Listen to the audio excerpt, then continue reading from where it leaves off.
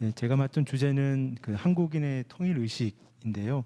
사실 제한된 지면과 여러 가지 상황으로 봤을 때 모든 것들을 면밀하게 보기는 좀 어려웠다는 말씀을 드리고, 다만 제가 몇몇 기관들, 특별히 서울대학교 통일평화연구원의 자료를 조금 활용하여서 저희 최근에 우리 국민들의 통일 의식에 대해서 살펴보면서 한반도의 지속 가능 한반도를 위한 평화의 어떤 문제들을 제가 좀 고민해야 될지 좀 살펴보는 그런 발표라고 생각해 주시면 감사하겠습니다. 전체적인 목차는 사실 통일에 대한 인식과 이미지와 태도에 있어서 여러 가지 항목들이 존재합니다. 그 중에서 좀 제가 생각하기에 좀 대표적인 항목이라고 할 수 있는 한 네 가지 정도, 세 가지 정도, 더 세분하면 6가지 정도 되는데요. 필요성과 이유, 방식과 가능 시기, 통일 한국 체제에 있어서 가장 중요한 대북 정책이 어떤 것인지, 이런 항목들을 중심으로 말씀드리고 끝으로 시사점에 대해서 말씀드리고자 합니다. 사실 통일의 필요성은 어쩌면 가장 직관적이고요. 가장 명확하게 통일을 왜 해야 하는지, 얼마나 이것이 절실한지 필요한지라고 저희가 질문하는 항목이고, 대부분의 조사 기관에서는 이 항목들을 이제 포함을 해서 질문을 하게 됩니다. 전체적으로 보면 사실 통일에 대한 필요성에 있어서 우리 국민들은 약 절반 이상은 그 통일의 필요성에 대해서 공감을 하는 걸로 이렇게 나와 있습니다. 물론 기관에 따라서 발표되는 시점에 있어서 좀 차이가 있긴 하지만, 제가 검토해 본 여러 가지 기관들의 주요 자료에 있어서는 통일의 필요성 그 자체에 있어서는 과반 이상이 이렇게 인식을 필요하다고 생각을 하고 있고요. 제가 이 표에서 조금 말씀드리고 싶었던 부분들은 사실 어떤 북한에 대한 인식이나 어떤 남북 관계에 대한 인식이나 정책의 인식에 있어서는 그 남북 관계 변화라든지 어떤 북한의 도발적인 행위에 인해서 좀 변화가, 그 플럭추에이션이 좀 많이 나타나는 반면에, 이 통일 필요성의 항목에 있어서는 비교적 북한의 어떤 도발이나 어떤 남북 관계 어떤 퇴행적인 모습을 보임에도 불구하고 큰 변화가 많이 나타나진 않았다는 점이 좀 있는 것 같고요. 다만 좀 흥미로운 부분들은 그 남북 관계 어떤 뚜렷한 진정과 기대가 반영됐던 그런 이벤트들이 있어서는 그것이 약간 좀 여론조사에 반영되는 결과가 있었습니다. 제가 차후에도 좀 말씀드리겠지만, 특히 2018년 같은 경우에는 그런 국민들의 기대감이 많이 좀 반영이 됐던 것 같고요. 전체적으로 보면 제가 말씀드렸다시피 2018년도에 그런 다양한 남북 간의 중요한 어떤 정치적 이벤트가 있었을 때는 저희가 한 60%까지 증대가 됐었습니다. 다만 그 이후에 2019년 하노이 정상회담이 어떤 노딜로 끝나고, 또 잘 아시는 것처럼 2020년 6월 또 남북 개성 연락사무소가 폭파되는 그런 상황 속에서 조금 이런 기대감들이 좀 줄어들고 필요성에 대해 조금 줄어드는 그런 인식들이 살펴볼 수가 있습니다.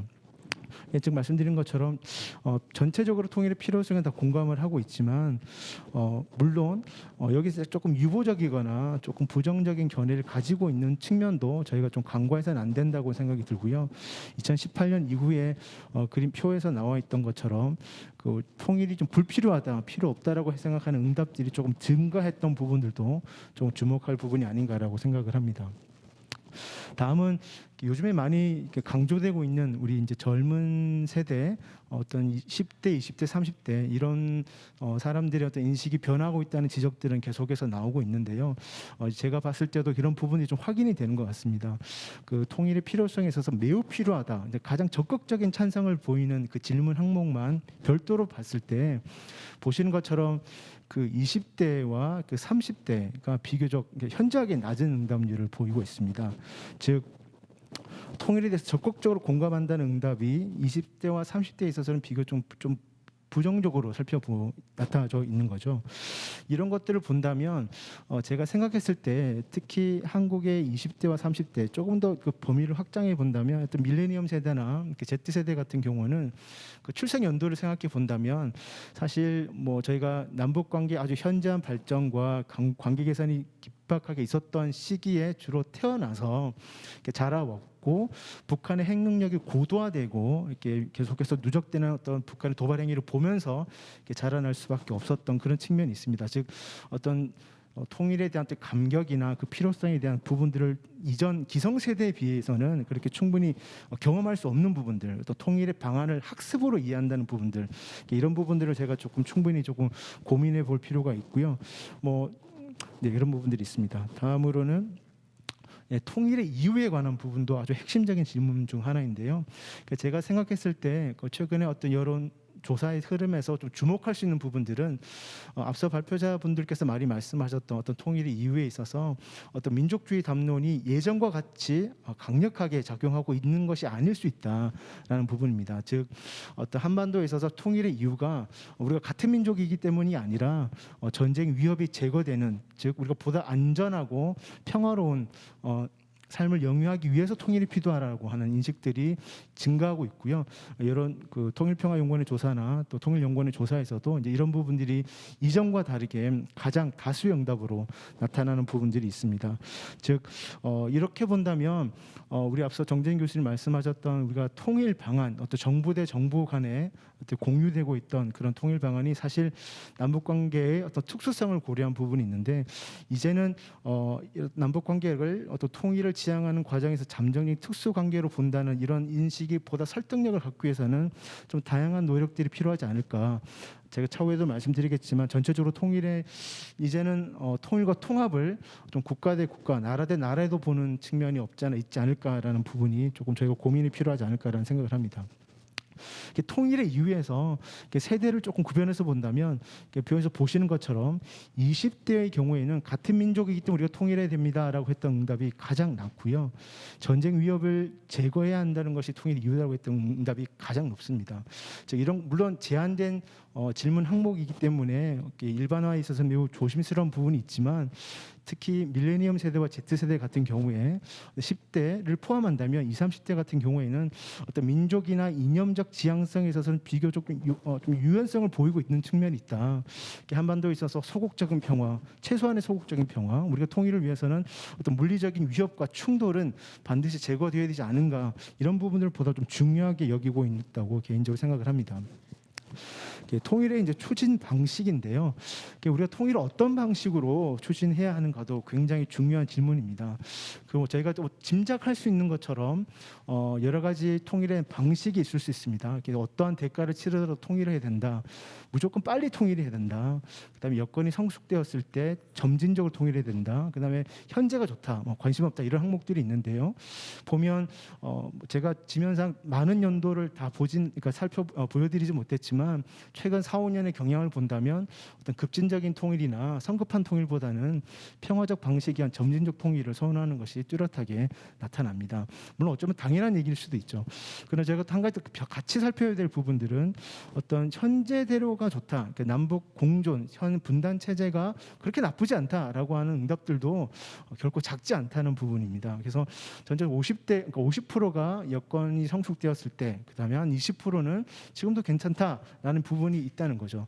그래서 이런 것들을 본다면 여전히 단계적이고 성숙된 준비된 통일을 기대하지만 현재가 분단의 어떤 지향, 지금의 어떤 평화도 그렇게 나쁘지 않다는 생각들이 있다는 것도 제가 충분히 고려할 부분이라고 생각을 합니다.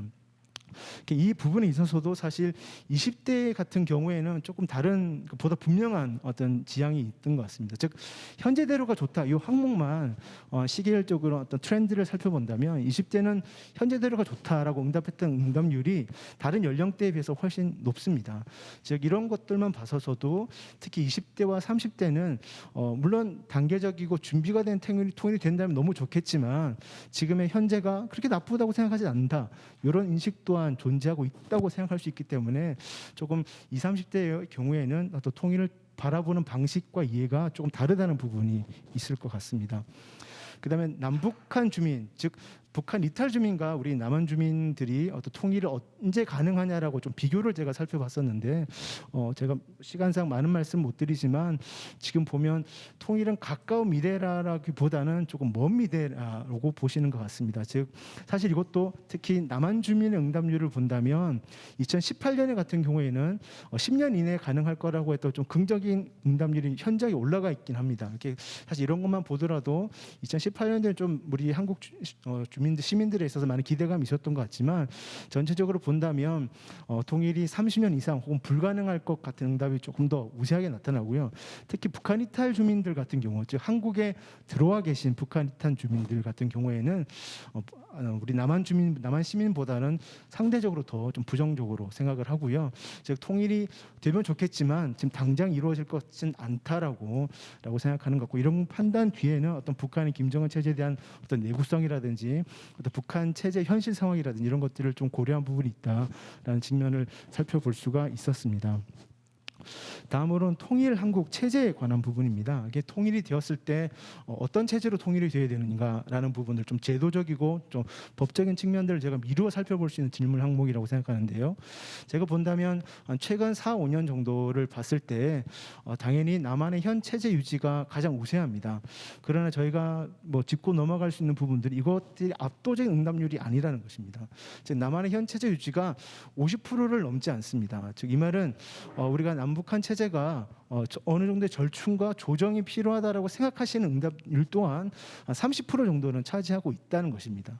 이런 것들은 우리가 어떤 자유민주주의와 시장경제를 바탕으로 하는 체제가 가장 이상적이고 당연히 필요하다라고 생각하시지만 일정 부분에 있어서는 조정과 절충이 필요하다라고 부분입니다. 물론 말은 이렇게 하지만 이거 실제적으로 어떻게 구현되는가는 또 다른 차원의 문제이긴 합니다.